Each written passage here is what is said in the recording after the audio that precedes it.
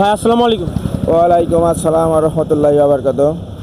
আমরা দেখলাম যে সাধারণ ইউনিয়নে অনেকেই ভোট চাচ্ছে, যে বলছে যে আছে আওয়ামী লীগ দেখলাম, বিএনপি দেখলাম, জাতীয় পার্টি দেখলাম, অনেক কিছু দেখলাম, আমাকে কি একটা ভোট দেন। আসলে সাধারণ জনগণ জানে দেশের স্টারিংটা আসলে কার হাতে দেবে। দেখেন, তারেক রহমান শহীদ প্রেসিডেন্ট জিয়া রহমানের ছেলে, তার বাবা বাংলাদেশের প্রথম নির্বাচিত প্রেসিডেন্ট।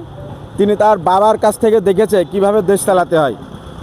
তার মাতা বেগম খালেদা জিয়া তিনবারের প্রধানমন্ত্রী, তার মায়ের কোলে থেকে দেখেছে কিভাবে দেশ পরিচালনা করতে হয়, কিভাবে দেশের মানুষকে খেদমত করতে হয়।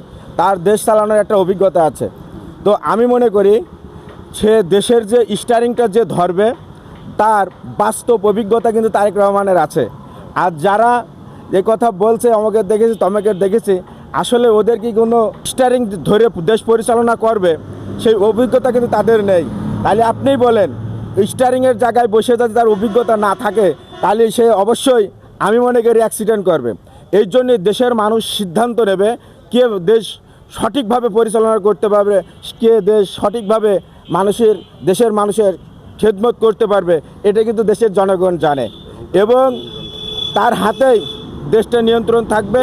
দেশের মানুষ শান্তিপূর্ণভাবে বসবাস করতে পারবে।